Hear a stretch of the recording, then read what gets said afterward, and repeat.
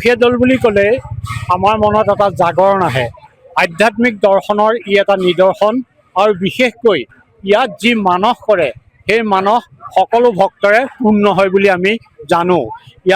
এসময়ত ইয়াৰ যিটো তাত্ত্বিক দিশ সেই দিশ এতিয়া বৰ্তমানো বৰ্তি আছে।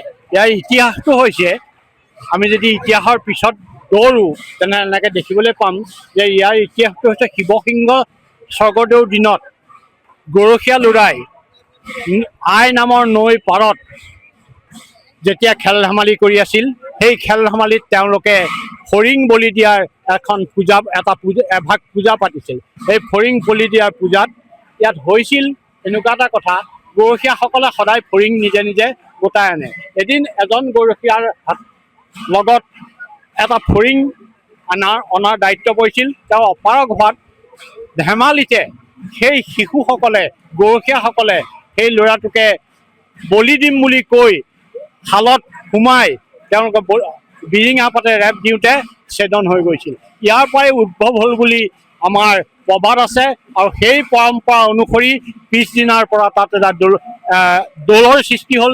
এই দৌল আজিৰ পৰা ৮৮ চনলৈকে আমি ১২ ফুট দৈৰ্ঘ্যতাৰে দেখিছিলোঁ, আমাৰ ওখকৈ দেখিছিলোঁ বা উচ্চতাৰে দেখিছিলোঁ। এতিয়া বৰ্তমান তাৰ হেৰিটো ম্লান হৈছে যদিও ঐশ্বৰিক যিটো শক্তি, যাৰ যিটো প্ৰভাৱ, সেই দৌলৰ প্ৰভাৱ আজিও কমা নাই আৰু কমিব নোৱাৰে। আগত এটা প্ৰবাদ আছিল, দৌলৰ মুখেদি চাইকেলে গাড়ীয়ে যদি উঠি যোৱা হয় অঘটন হৈছিল। এনেকুৱা মাহাত্ম্যসূচক এই দৌলত আজি পৰা ৫৫ বছৰ আগৰ পৰাই আমাৰ এই শিৱৰাত্ৰি উৎসৱ জাক-জমকতাৰে পালন কৰা হৈছিল যদিও আগতে এই উৎসৱ সাত্ত্বিকতাৰেই চলি আছিল। বৰ্তমান সেই সাত্ত্বিকতাৰ পৰিৱেশত আগতে অস্তপহৰ হৈছিল, এতিয়া চতুৰ্থ পোহৰ পূজা হ'ব। চতুৰ্দশী ব্ৰত পুৰা সম্পূৰ্ণ পালন কৰা হ'ব।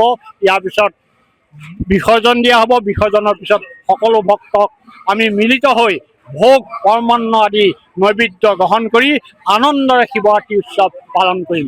আপোনালোকে মিডিয়াই আহি আজি আমাক এইটো সহায় কৰি দিলাত আপোনালোকলৈ ধন্যবাদ থাকিল। ধন্যবাদ। প্ৰায় শিৱসিংহ ৰজাৰ দিনৰ পৰাই আমাৰ ইয়াতে দৌলভাগ প্ৰতিষ্ঠা হৈছিল আৰু আজিৰ পৰা প্ৰায় ১৯৫৩ চনৰ পৰা প্ৰবাদ মতে আমাৰ ইয়াত শিৱৰাত্ৰি ভাগ উদযাপন হৈ আহিছে।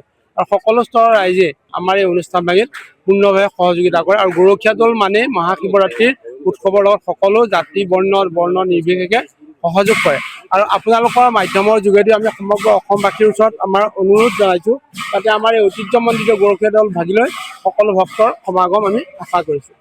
৩ দিনীয়া বৰ্ণাঢ্য কাৰ্যসূচী, আজি দ্বিতীয় দিনা প্ৰধান কাৰ্যসূচী। ৰাতিৰ পৰা আমাৰ ৪ প্ৰহৰ পূজা আৰম্ভ হ'ব, গোটেই ৰাতি হোম যজ্ঞ চলিব, কালিলৈ পূজাৰ বিসৰ্জন হ'ব।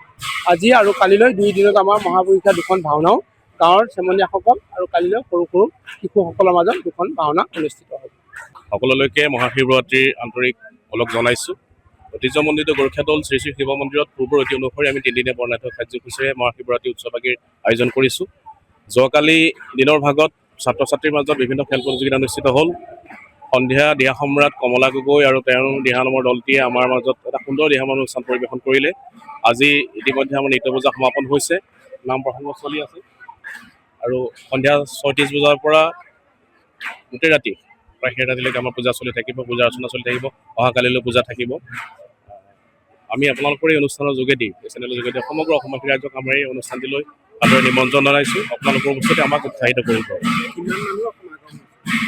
মানুহ আমাৰ লাখৰ ওচৰা-ওচৰি সমাগম হয়। আজি অলপ ভিৰ কমিছে, অহা কালিলৈ যিহেতু তিথিটো মিলিছে, আমি আশা কৰিছোঁ কালিলৈও বহুতখিনি ইয়াত মানুহৰ সমাগম হ'ব। গতিকে আমি আশা কৰিছোঁ সকলো আহক, আমাৰ এই অনুষ্ঠানটি ৰাইজে আদৰি লওক।